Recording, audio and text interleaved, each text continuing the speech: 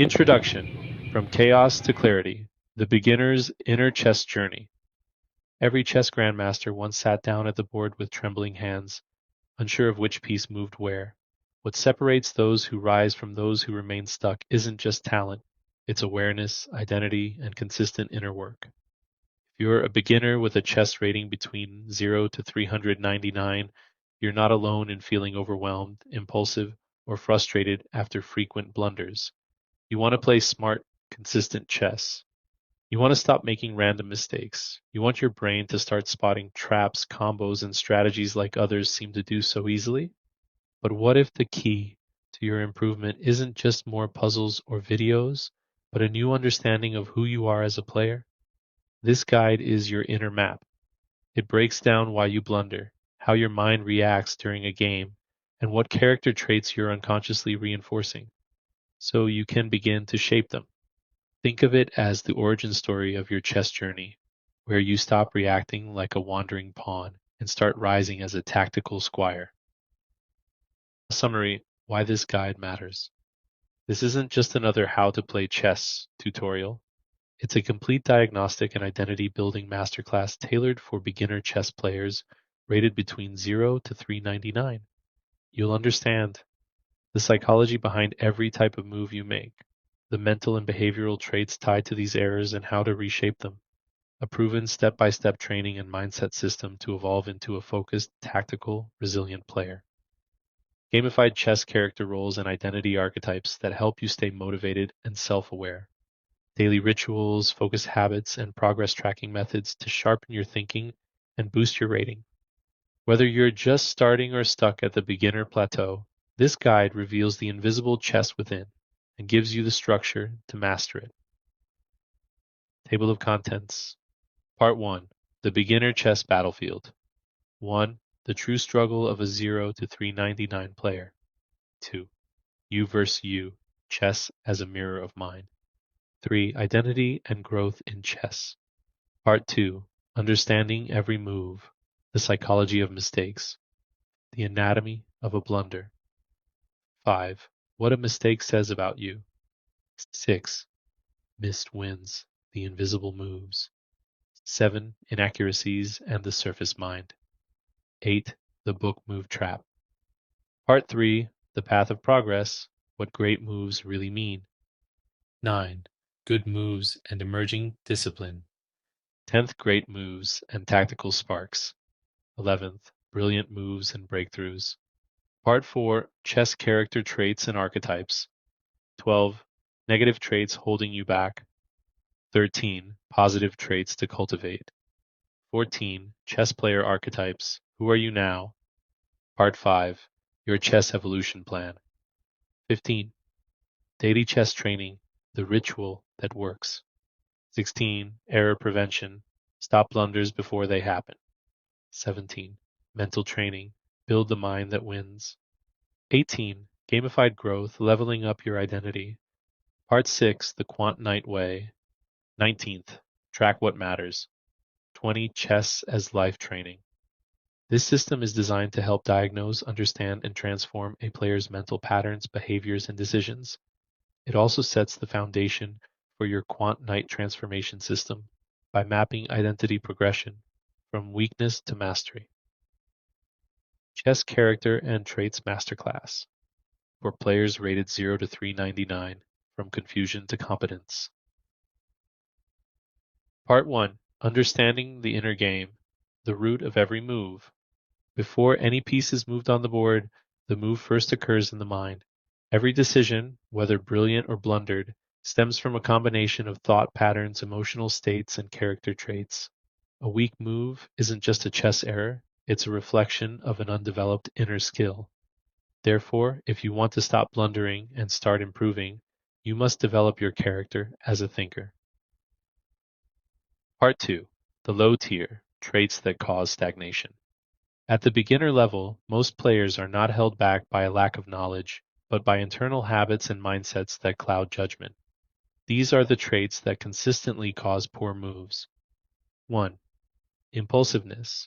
Moves are made too quickly, without calculation or evaluation. The player sees something interesting and acts on instinct. This leads to unforced errors, hanging pieces, and zero anticipation of consequences. Remedy: develop the habit of pausing. Introduce a minimum thought rule, no move under 5 seconds. Second tunnel vision: focus is placed only on one's own plan, without any consideration of the opponent's threats. This results in missed tactics and overlooking danger. Remedy: before every move, ask, what is my opponent threatening? 3. Overconfidence. The beginner may assume the opponent won't find the best move. This results in lazy play, underestimating risk, and giving the opponent chances to turn the game around. Remedy: cultivate respect. Always assume your opponent will find the best move and play accordingly. 4. Fear and doubt. In critical positions, the player hesitates or chooses safety over soundness. This results in passive play, poor time management, and missed opportunities. Remedy: accept uncertainty. Train yourself to evaluate and commit instead of avoiding decisions. 5. Emotional tilt. After a blunder or losing position, the player starts to play worse. The game becomes emotionally charged, leading to rash moves and further collapse. Remedy: emotional distance. When you blunder, pause and restart mentally. Use every game as data, not drama. 6. Guessing moves are made by hope or randomness. The player doesn't yet have a system to evaluate positions or options, so they guess and pray. Remedy: build decision rituals. Always compare at least 2 candidate moves, no matter how obvious something looks. Part 3. Mid-tier, traits that begin to transform a player.